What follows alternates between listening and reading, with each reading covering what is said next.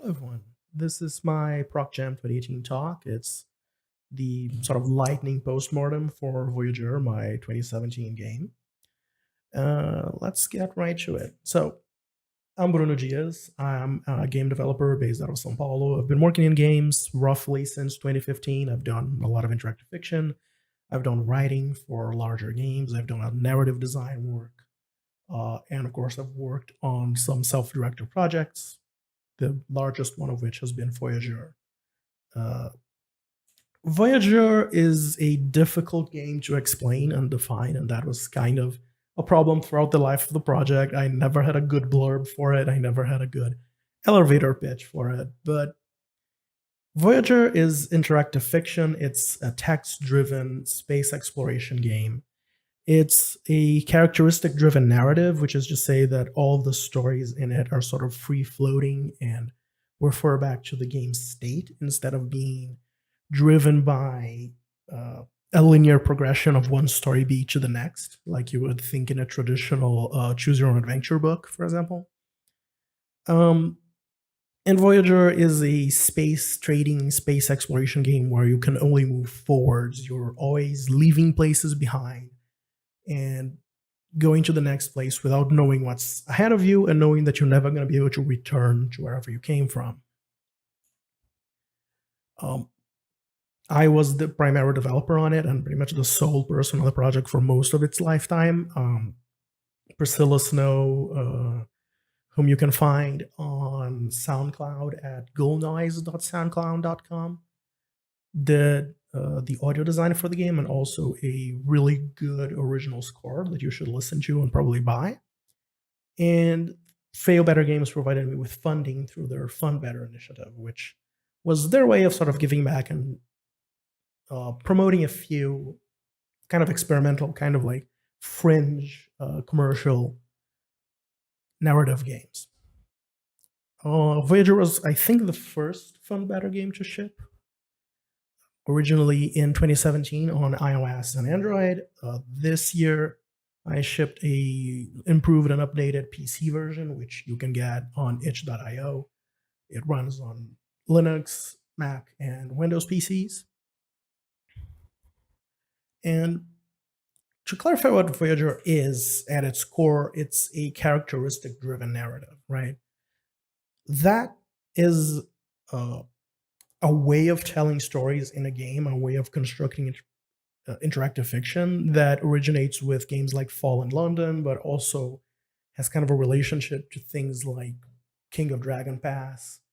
Sunless Sea is another example of a characteristic driven narrative. The idea is that all of the stories in the game are sort of loosely connected and free floating. And you have this very clear and explicit game state that dictates which stories you can encounter at any given moment. So the game is essentially working through this filtering mechanic where you've got this mass of individual story moments, which we call storylets. And based on the state of the world, on the state of the story, which is surfaced to the player through all of those stats and items and states that they can see, you filter those stories down to a subset of available stories. Once that filtering step has been done, the player will make choices about which stories to visit, what choices to make within those story moments, and those will generate outcomes that will influence the game state. And so that's your gameplay loop, right? You're constantly sort of making choices, changing the world state, returning to that sort of central hub. It can be used to do a lot of different types of narratives. In Fallen London and Sunless Sea, you've got essentially sort of location-based narratives where you go to different places in a world, and each place has its own subset of stories that you can pursue, which are influenced both by your state and simply by the fact that they live at a particular place. Fallen London's engine, Story Nexus, was in the past used to do a lot of different narratives with this kind of formatting, which, you know, there was dungeon delving stories done with this, which where there was a certain degree of randomization to different levels of a dungeon. You can quickly see how this kind of structure could be used to do something similar to a roguelike, for example, where it really kind of goes together with procedural narrative really, really well. It's a very natural way of building story for a procedurally generated world or for a procedurally generated game or with procedurally generated content, because it's all about those bits of story that are sort of loose and you're not expected to create a sort of coherent, singular, plotted narrative that goes through those story beats in a linear fashion, right? This was kind of the natural insight at the heart of the project. In 2016, in 2015, actually. Oh, God, it's been a long time. Emily Shard wrote a generative novel called The Annals of the Perig, which is essentially a travelogue of a pseudo-medieval society, which was written in collaboration with a computer, right? There's a lot of authored content in it, but there's also a lot of material that has been sort of recombined and proceduralized. And I was really fascinated by the methodology that she used to do that. And I got the spark of trying to do this in a game, in an interactive form, right? And Voyager kind of was born out of that. Even before I was thinking about space travel and I was thinking about science fiction as the setting, I was thinking about it in terms of building this system where we would continuously be generating new places for you to visit, which would be, would bubble up from their sort of underlying characteristics into a textual description. And the way that system would sort of function, the way that it could be made to function, was as a one-way trip, right? The places in Voyager, you're never expected they're never expected to hold up to repeat viewings or to repeat visits. You're always leaving them behind, and as you leave each one of them behind, they will, their sort of underlying simplicity can be forgotten and can be sort of dropped, right? That was kind of the trick at the heart of it, the sort of magic trick of the thing. And once I started work on it, everything else sort of came up, right? The way procedural generation sort of dictated, it makes a lot of sense to have it be about space because it explains why each place you go to is sort of radically different from the preceding place, right? They're like independent planets. There's a little bit of like meta order in Voyager in that the planets are all grouped into regions which have their own sort of social and ideological components. But of course, it makes total sense in a space travel game that, with the planet as sort of the unit of place in the game, when you come from, you can come from a planet that's kind of inhospitable and doesn't really support life, and you can go to the next planet over, and it's this lush paradise-like world, right? Those kinds of ideas are very natural in the fiction of space travel, whereas they would be kind of weird if you were like literally traveling down a river, which is where the name Voyager comes from and where the whole idea comes from too, right? So from that standpoint, I also came up with a certain set of ideologies and themes and ideas that could be used to fill up this world. And I designed a very complex system for generating planet description, right? If you play Voyager, you will find that there are textual descriptions for every planet that you visit. They're always unique, though they will repeat themselves in their components, because of course they're assembled by recombining authored text. The way this is all done in an underlying technical sense is something that I'm not going to go into in this talk, but you will find that there is a chapter in the upcoming book, Procedural Narrative in Game Design, organized by Tanya Short and Tarn Adams, which I wrote, which goes into exhaustive detail about how Voyager's procedural generation works on its internals, and sort of what were the challenges of building the system and how all that stuff came together. But in this talk, I really want to talk about game design and really talk about sort of like broader picture issues of building a game in the style of Voyager. And I want to sort of point to next steps, right? What would the follow-up to Voyager be like? Or what would someone else's follow-up or my follow-up what would a second game of this kind be like? So we're about halfway through this postmortem. Let's try to think about self-analysis and self-evaluation. So how did this whole project go? Well, results are mixed. Things work, things didn't work so much. Let's start with the good, because that'll be a little bit briefer. I was really happy ultimately with the writing and with what I was able to produce in terms of actual content in this game. Just to give you a little bit of flavor, I'm going to read this random planet description that I got from a screenshot that I had lying around, which is, from a distance, Ericsson's port appears as a chilly world of rocky continents flanked by black seas. Partially buried underground, this pressurized habitat is a warren several stories deep. The gold and black nautilus of the Lynx colonies is often found draped as a vertical banner. Fashions referencing old Earth are common here. Ruffle sleeves seem to be in style right now. So this is a pretty pedestrian description. It's not a particularly good one. You can definitely, I don't know if you can, but I can definitely see the seams in the way that there's no relationship between the sentences as they flow from one another, right? It's deliberately written in a style that's meant to be this kind of impressionistic series of details that's kind of meant to obscure the fact that there's no relationship between the sentences. And this is definitely something that if I wanted to improve this kind of procedural generation even more, I would be pursuing those kinds of ways of building it and thinking about building paragraphs as a path through a possibility state instead of being sort of a grab bag of details. As they have very minimal structure. They always open with a statement about what it's like arriving in this place, and then they segue into a sequence of details. But you can already spot a bunch of things about how those descriptions are generated, right? You can see that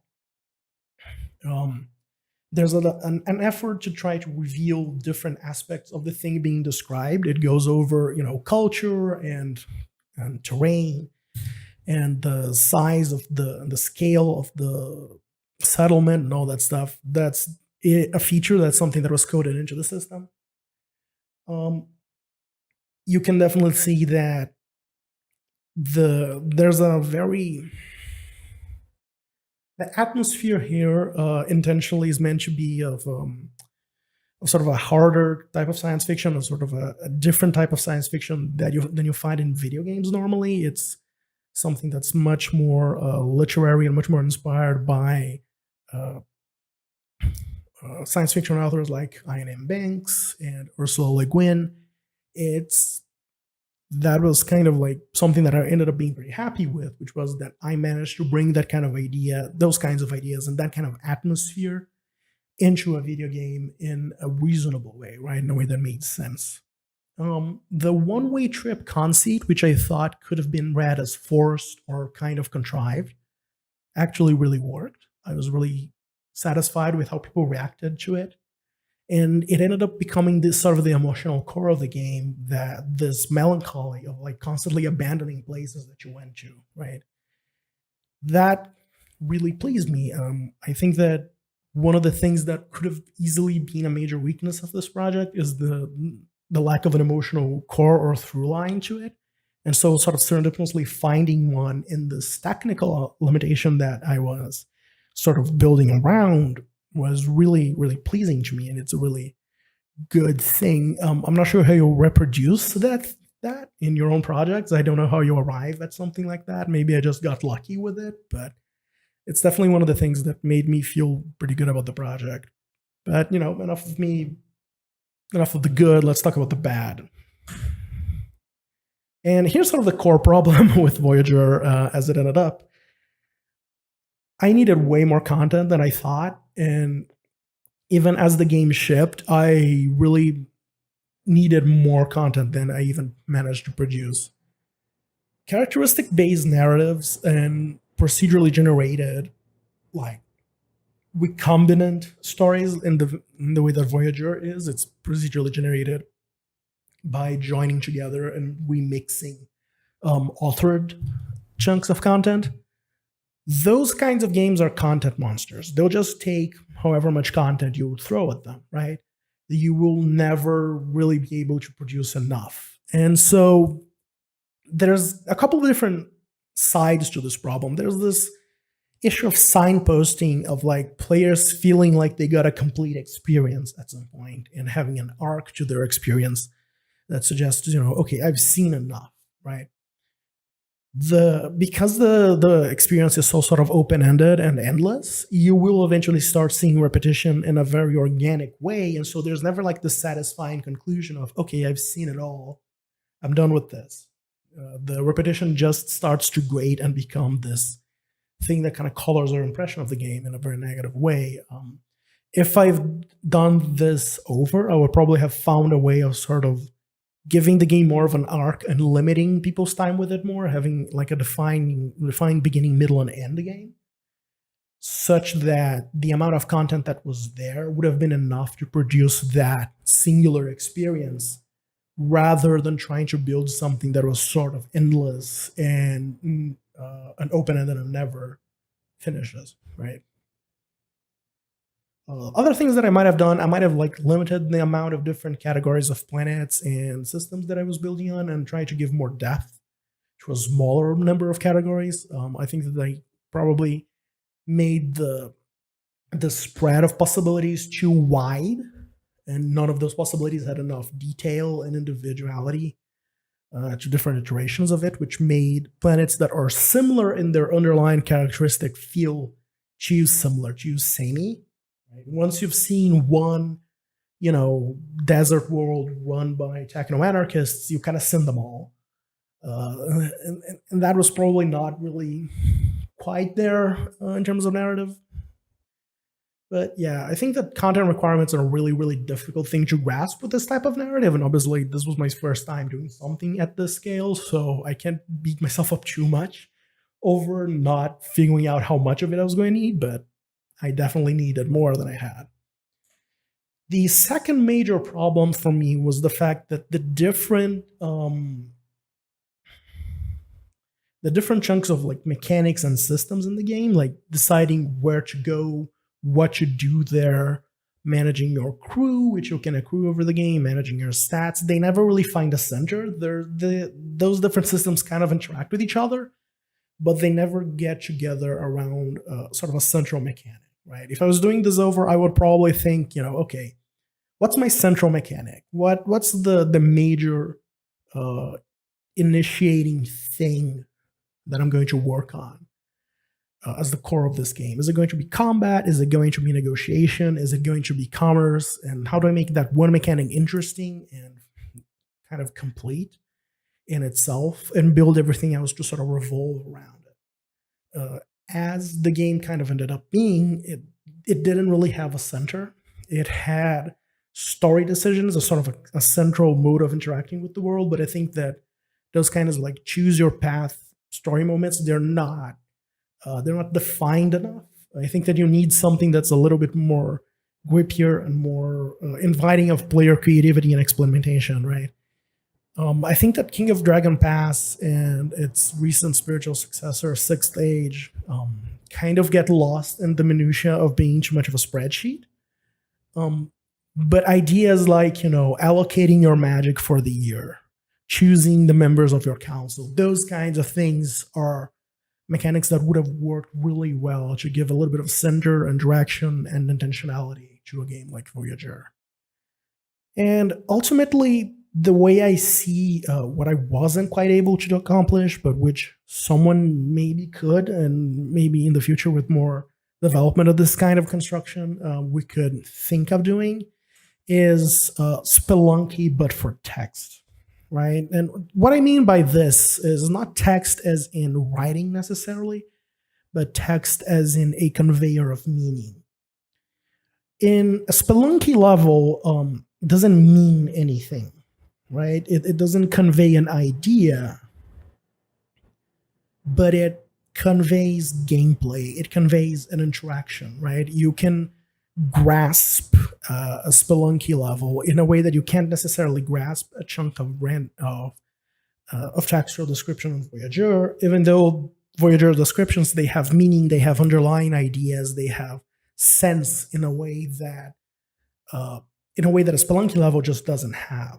Right. The goal then is to build something that is procedurally generated and has all those things that we can get from procedural generation, which is the particular aesthetics of procedural generation, the particular exploratory nature of it,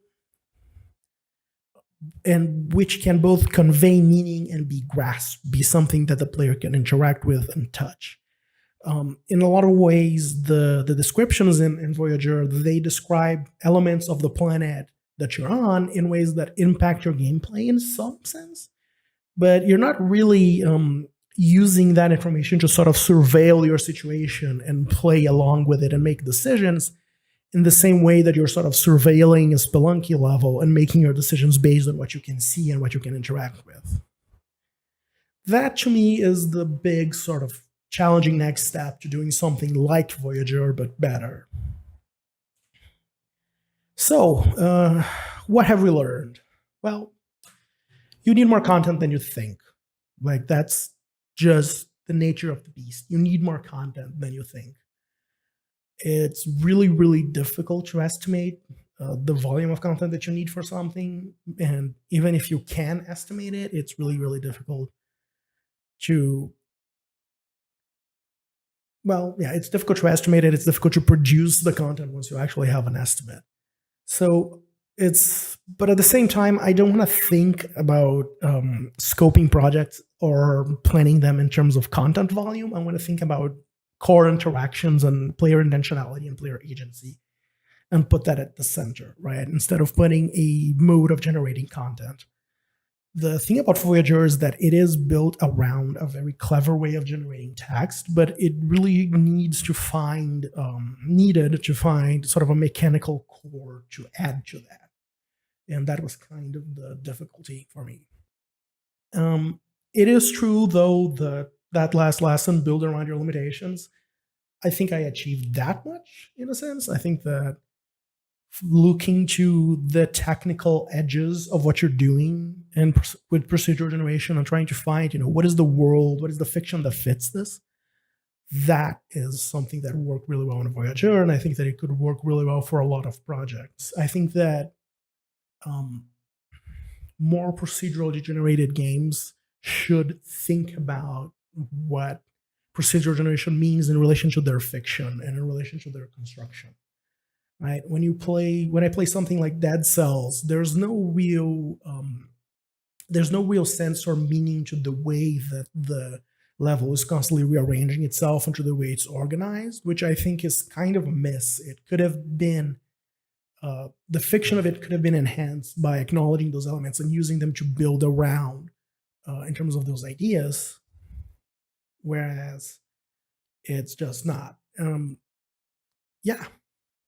Overall, I hope you find the time to play Voyager and take a look at it and see for yourself what you think. You can reach me through my contact email, which is hello@brunodias@.space, or you can find me on Twitter @notbruno again, unless I've deleted my account because Twitter is terrible. I don't know, could have happened. And thanks to everybody for organizing this jam. I hope you're having a great time, and go make something that makes something.